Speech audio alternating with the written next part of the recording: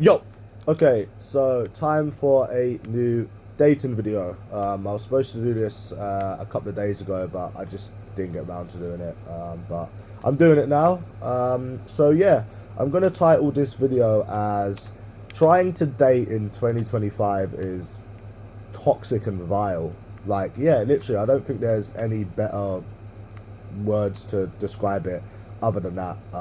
So yeah, quick disclaimer before I get into this video, that I'm not a simp, I'm not a white knight, I'm not an incel. This is completely me just being unbiased and talking about my experiences, because I feel like anyone that does a video like this should be unbiased, you know, to make it fair. So this is just me talking. So yeah, about basically what's happened recently. So yeah, like even like when I was approaching the last time I went out, which was last Friday, I was thinking like, damn, this is really, really vile. So I'm gonna start with what happened 2 weeks ago, and then I'm gonna talk about what happened last time I went out, which was last Friday.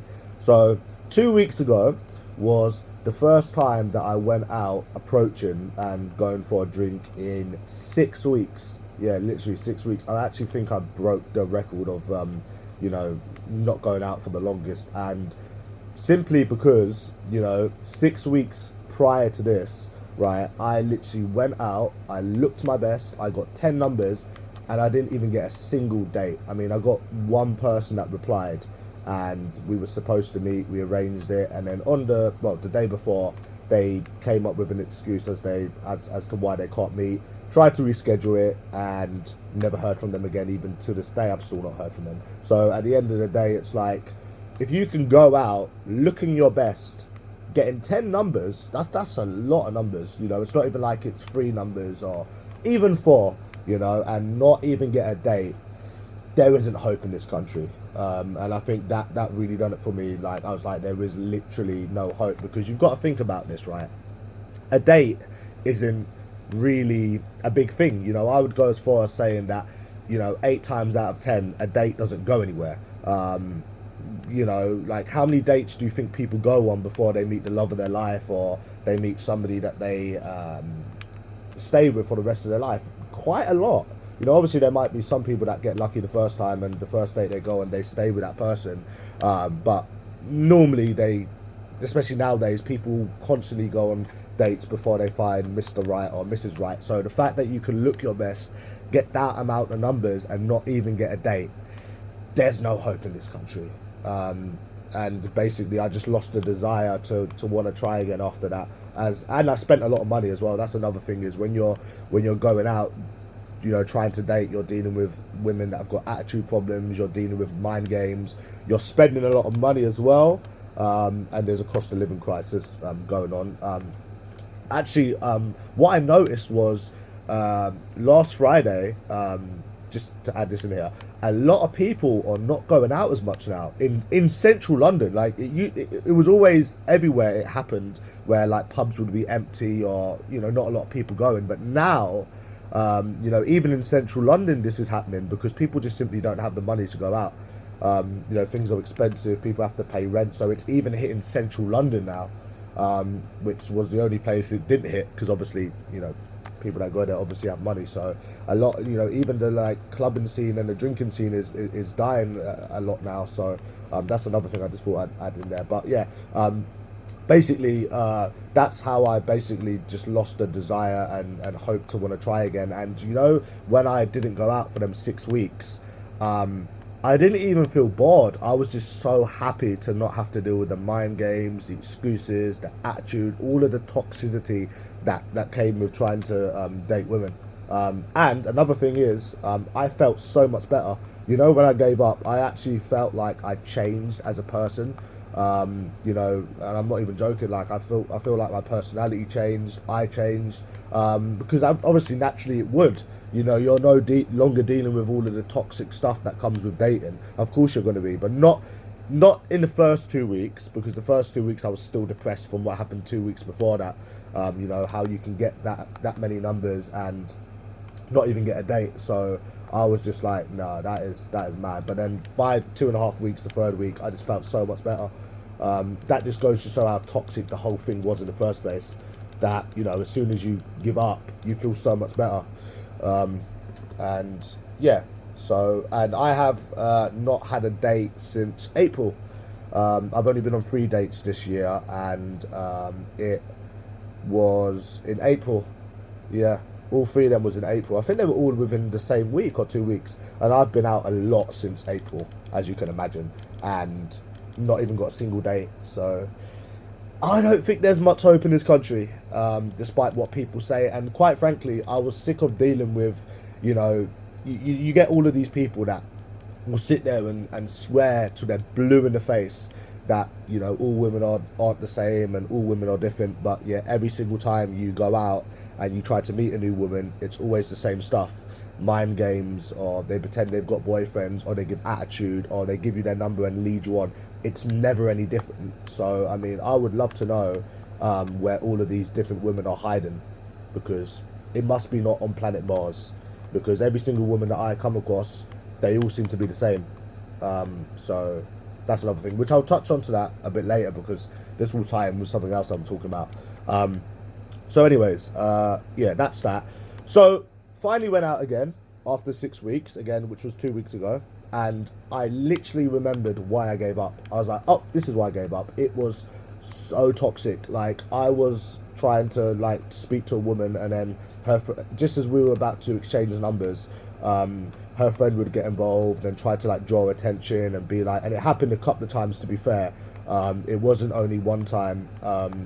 So it happened a couple of times, and then yeah, it was like, it was just, they just had attitude problems, as usual, just bad attitude, which is a big thing with these women. They've got a lot of really bad attitude.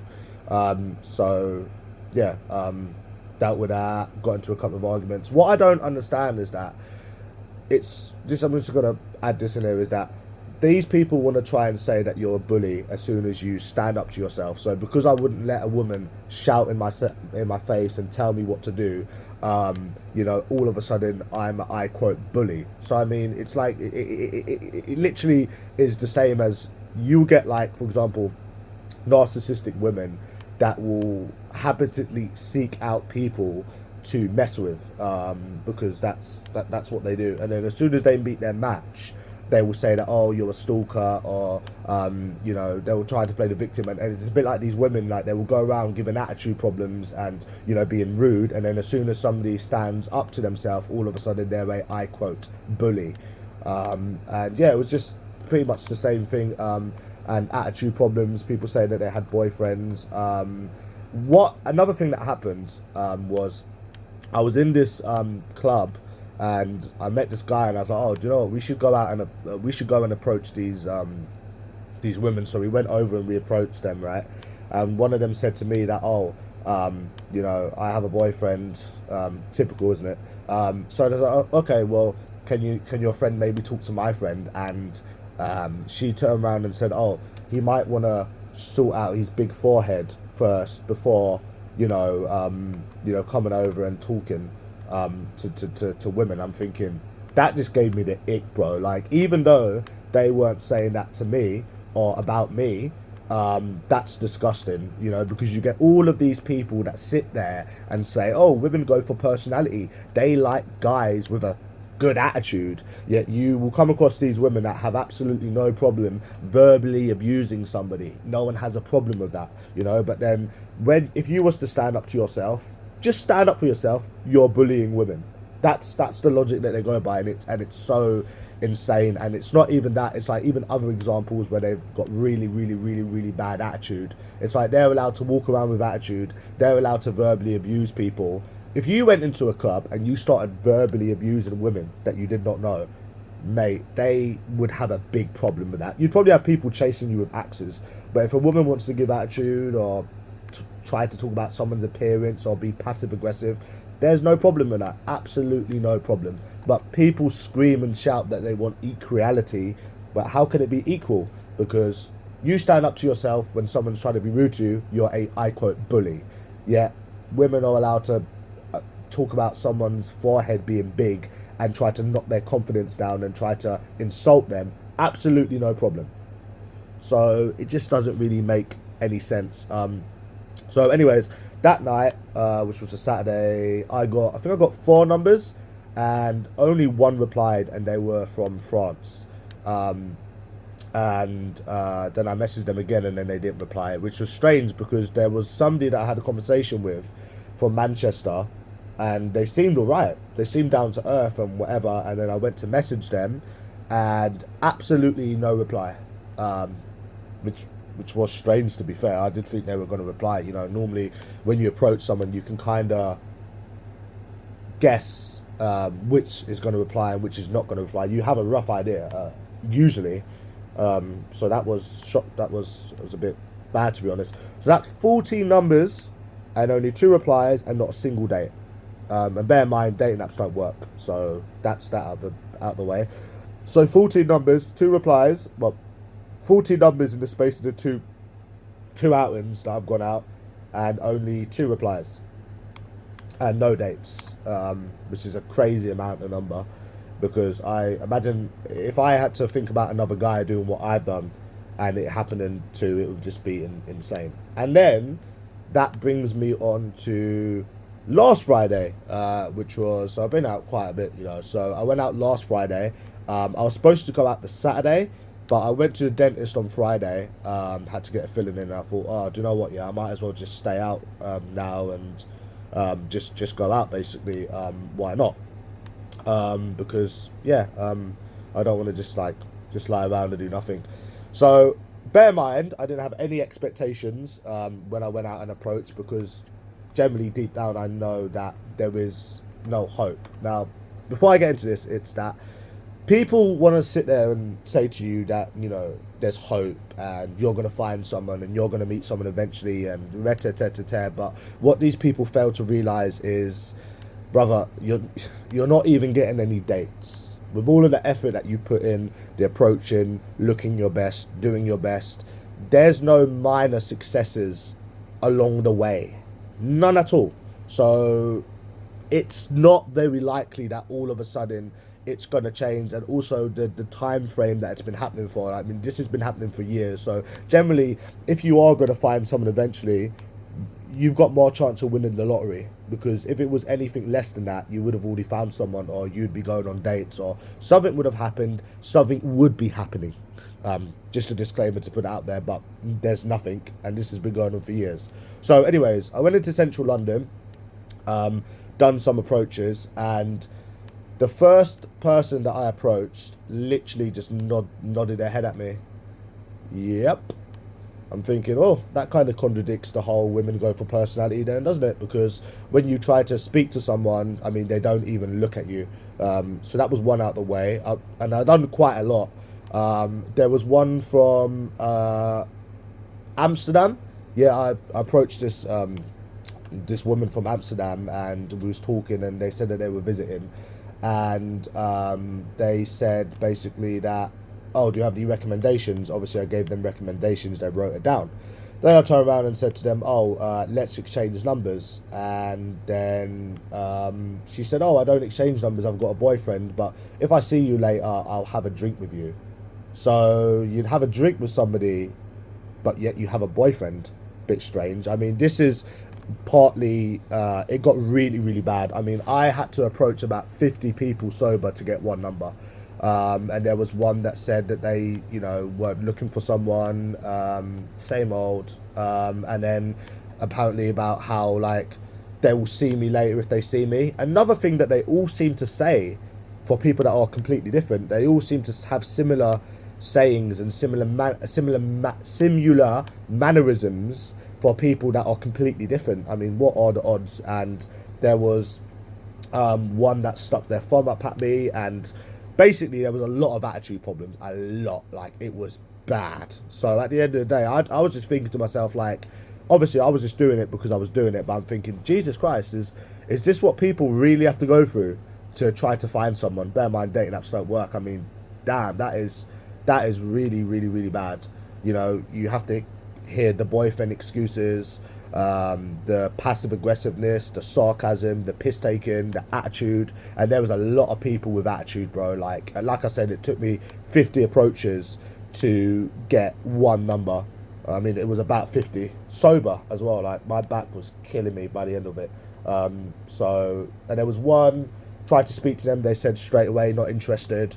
So it's like you get all of these people tell you one thing on the internet, and then when you go out and you test the theory, most of the women that you come across are just people with attitude, simply.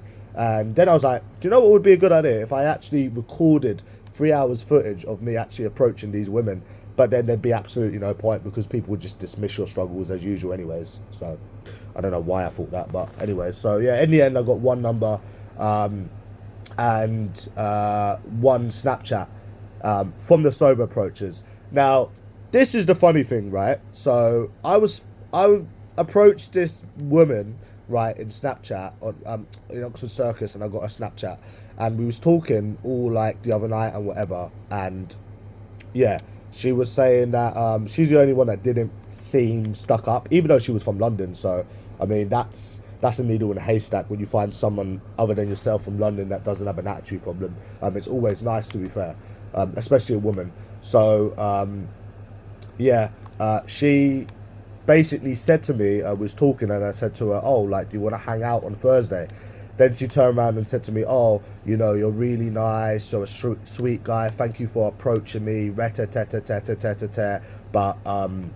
you know, I'm busy with this, that, and the other. And to me, it just sounds mad, because I'm always constantly out there trying to find a woman that is different, that don't pretend they've got a boyfriend, that don't lead people on, that don't have an attitude problem. Like, I've made it my life at times to try to find these people that are out there, and I can't find them.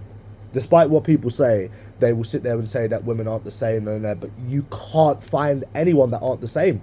No matter where you go, what you do, how you act, you generally can't find one that's different. And then you will get these women that will, you know, say that they can't find a normal guy, can't find a nice guy, can't find someone that's not like a you know, an abuser. Because let me just say this to you, right? Although they might have options, they don't have genuine options, like people that are not creeps or not simps, or they don't have genuine options. So it's like, when I base it off my experiences, it's like, hold on, you've got a guy that's approached you, you've even said that they're sweet and that they're nice and but yet, wouldn't you want to give that person a chance? Now, again, I don't care, I don't have any expectations, but you know, if you're playing, you know, if you want to play two sides of the coin here, you would have thought that if a woman, right, was decent looking and they've come up approaching you, you would give them a chance. You know, I mean, these women constantly probably have to, you know, filter out these weirdo simp men, and none of them are genuine. And then they've come across someone that, by their own words, is a good person, and I'm probably the most genuine person I'd ever meet, but they still don't want to give you a chance. So I mean, they don't really deserve any sympathy then. If they ever want to moan and complain about men ever again, you know, that's on them. They don't